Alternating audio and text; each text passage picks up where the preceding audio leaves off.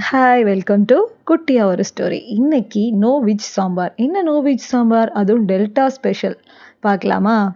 பொதுவாக நம்ம சாம்பார் வைக்கும்போது கடுகு, ஜீரகம், வெந்தயம்லாம் தாளித்து வைப்போம். ஆனால் நம்ம டெல்டா பகுதியில் இந்த வடகம், கறி வடகம் இருக்கு இல்லையா, அது போட்டு தாளித்து சாம்பார் வைப்பாங்க. அது ரொம்ப வாசனையாக இருக்கும்.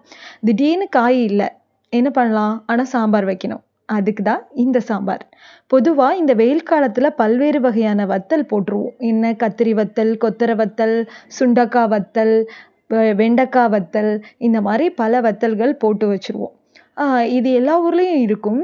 ஆனால் இந்த டெல்டாவில் இந்த வத்தல் போடுறதுங்கிறது ஒரு பயங்கரமான ஒரு ஃபேமஸ். எல்லா வகையான வத்தலும் போடுவாங்க. கூழ் வடகம், கரண்டி வடகம், நீட்ட வத்தல், பட்டை வத்தல் அப்படின்னு சொல்லிட்டு விதவிதமான வத்தலை போட்டு ஸ்டோர் பண்ணிடுறது.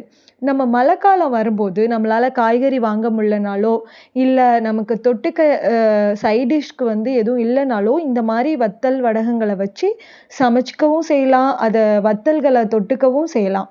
இந்த மாதிரி தான் இந்த சாம்பாரும். முதல்ல எண்ணெய் ஊற்றிடுங்க. வடகம், கறி வடகம் போட்டு தாளிச்சிருங்க.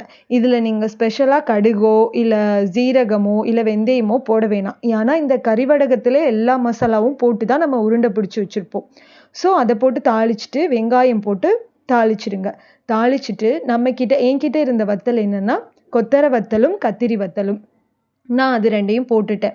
சில பேர் இதை சுடு தண்ணியில் போட்டுட்டு குழம்புல போடுவாங்க. நான் பொதுவாக வத்த குழம்பு வைக்கிறதுனாலும் தாளிச்சிடுவேன். இந்த சாம்பாரில் போடுறதுனாலும் நான் தாளிச்சிடுவேன். எப்படினாலும் வெந்துரும்பா. அதனால் நான் தாளிச்சிட்டு, அடுத்து நம்ம பருப்பு நல்லா வேக வச்சு வச்சுருப்போம் இல்லையா, அந்த பருப்பை இதோட ஊற்றிடுறோம். பருப்பை ஊற்றிட்டு தேவையான தண்ணியும் ஊற்றிட்டு, மஞ்சள் தூள், சாம்பார் பொடி, மிளகாய்த்தூள் எல்லாம் போட்டுட்டு நல்லா கொதிக்க வச்சிடணும். இப்போ என்கிட்ட என்னென்னா, நான் இப்போ மஞ்சத்தூளும் மிளகாத்தூளும் போட்டிருக்கேன். அப்புறம் நான் கொஞ்சம் ஃப்ரெஷ்ஷாக அரைச்சி வச்சுருந்தேன் சாம்பார் பொடி வறுத்து. அதாவது கொஞ்சமாக அரைச்ச பவுடரும் நான் இதில் போட்டுக்கிட்டேன். அப்புறம் குழம்பு நல்லா கொதிச்சதுக்கு அப்புறமா புளி ஊற்றிக்கிட்டேன். நம்ம நார்மலாக வைக்கிற சாம்பாருக்கும் இந்த சாம்பாருக்கும் கொஞ்சம் கலர் வித்தியாசம் இருக்கும். ஏன்னா நம்ம வடகம் போட்டு தாளிக்கிறோம் இல்லையா, அந்த ஒரு கலர் டிஃபர் ஆகும். நம்ம பொதுவாக அந்த மிளகாத்தூள் போட்டு வைக்கிற, ஜீரகம் போட்டு வதக்கி வைக்கிற சாம்பார் கொஞ்சம் கலராக இருக்கும். இது கொஞ்சம் டார்க் கலராக இருக்கும். பட் டேஸ்ட்டுக்கு நிஜமாவே சான்ஸே இல்லை. அந்த ஒரு மாதிரி ஒரு வாசனை, அந்த கறிவடகமோட வாசனையே ஒரு வாசனை தாங்க. எனக்கெல்லாம் பசியே இல்லை அப்படின்னு நினச்சேன்னா, அந்த கறிவடக டப்பாவை திறந்துட்டு அந்த ஸ்மெல்லை அப்படியே ஸ்மெல் பண்ணிட்டனால எனக்கு ஆட்டோமேட்டிக்காக பசி வந்துடும். இந்த கறிவடகத்தில் இன்னொரு ஸ்பெஷல் என்னென்னா, நம்ம புளிசாதம் செஞ்சால் இந்த வடக துவையல்னு சொல்லுவோம். அது டெல்டா பக்கம் ரொம்ப ஃபேமஸ். இந்த வடகத்தை நல்லா வதக்கிட்டு தேங்காவோட பட்டை மிளகாலாம் வச்சு புளி வச்சு அரைக்கிறது இருக்கே, அது ரொம்ப ஆசம். நான் நிச்சயமாக ஒரு நாள் அந்த துவையலும் பண்ணி காட்டுறேன். இந்த கறிவடகம் எனக்கு ரொம்ப பிடிக்கும். அதுவும் இந்த கறிவடக சாம்பார் எனக்கு ரொம்ப ரொம்ப பிடிக்கும். கண்டிப்பாக நீங்களும் கறிவடகம் இருந்துச்சுன்னா இந்த சாம்பார் ட்ரை பண்ணி பாருங்கள். ஆனால் கறிவடகம் தாளிக்கும் போது பயங்கரமாக நிறைய போட்டு தாளிச்சிடாதீங்க, ஏன்னா கசப்பாயிடும். கொஞ்சமாக போட்டு தாளிச்சுக்கோங்க.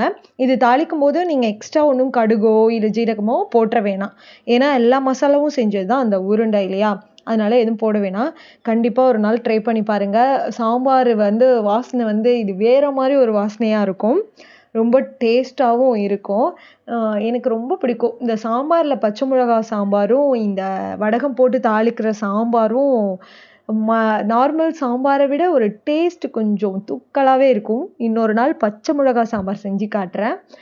கறிவடகம் இருந்தால் மறக்காமல் நம்ம நோ வெஜ் சாம்பாரை ட்ரை பண்ணி பாருங்கள். இது ஏன் நோ வெஜ்ஜுன்னு சொல்லனா, இதில் நம்ம எதுவும் ஃப்ரெஷ்ஷான வெஜிடபிள்ஸ் எதுவும் போடலை இல்லையா, அதனால தான் இது நோ வெஜ் சாம்பார். திடீர்னு காய் இல்லைன்னா இந்த சாம்பாரை கண்டிப்பாக ட்ரை பண்ணி பார்க்கலாம். நிஜமாகவே சூப்பராக இருக்கும்.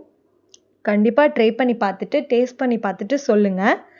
இன்னொரு வீடியோவில் பார்க்கலாம். பாய்.